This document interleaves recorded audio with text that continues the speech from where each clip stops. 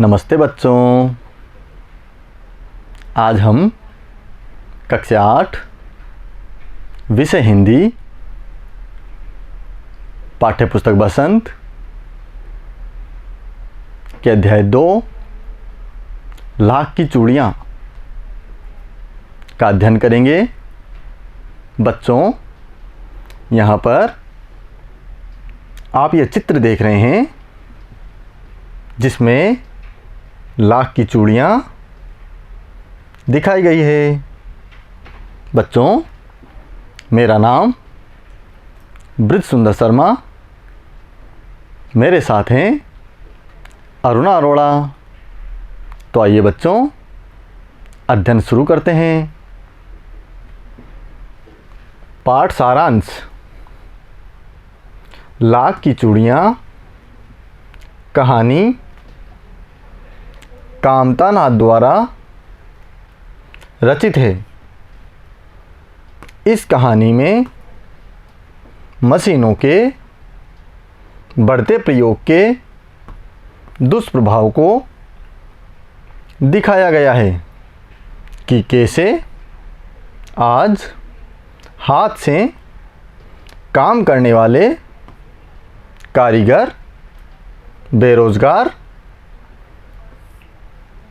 होते जा रहे हैं और उनके पूर्वजों के काम धंधे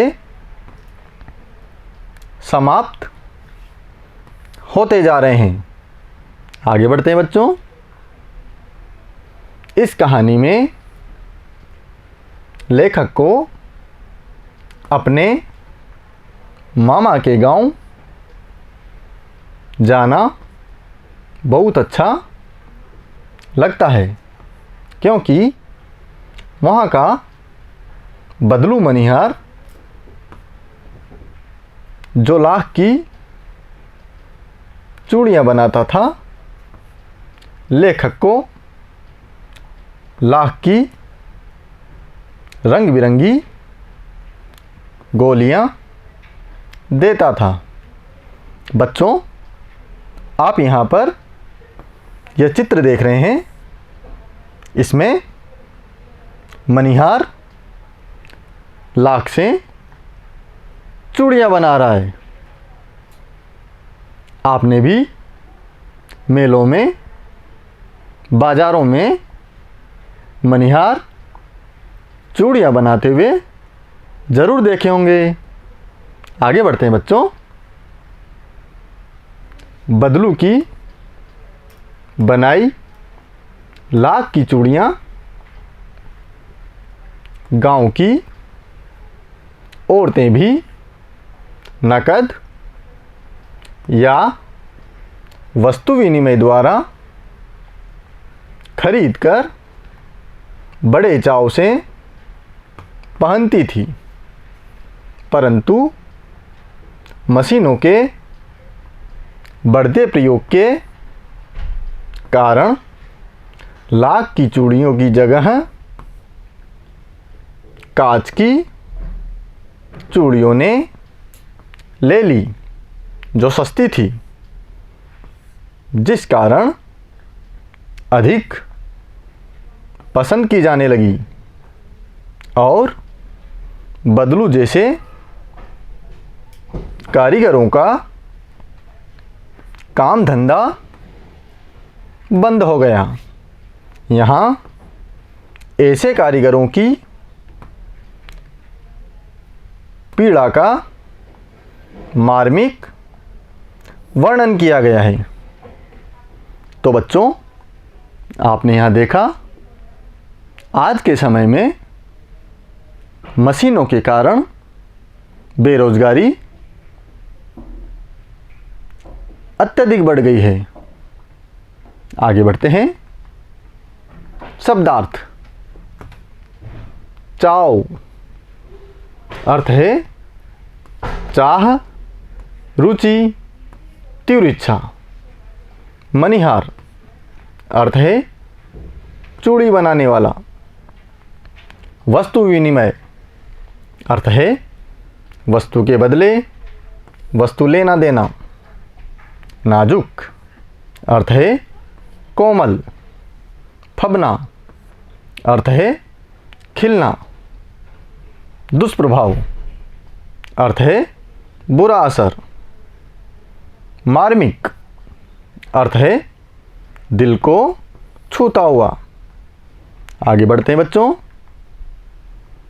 प्रश्न संख्या 1। नाजुक शब्द का अर्थ है। बच्चों, सही उत्तर के लिए हमारे सामने 4 विकल्प प्रस्तुत हैं। पहला विकल्प कोमल, दूसरा विकल्प कठोर, तीसरा विकल्प गरम और चौथा विकल्प नरम। सही उत्तर है विकल्प संख्या 1 कोमल। प्रश्न 2। वस्तु विनिमय क्या है? विकल्प 1 वस्तु के बदले पैसे, विकल्प 2 वस्तु के बदले वस्तु, विकल्प 3 वस्तु के बदले कुछ नहीं, विकल्प 4 वस्तु के बदले सब कुछ। हमारा सही उत्तर होगा विकल्प 2 वस्तु के बदले वस्तु। प्रश्न 3। महिलाओं द्वारा पहने जाने वाले इन 7 आभूषणों के चित्र पहचान कर नाम लिखो। पहला चित्र है नथ, दूसरा चित्र है झुमका,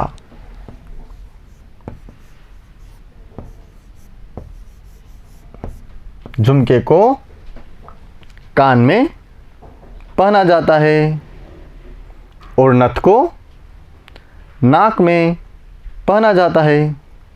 तीसरा चित्र है अंगूठी, अंगूठी को अंगुली में पहना जाता है।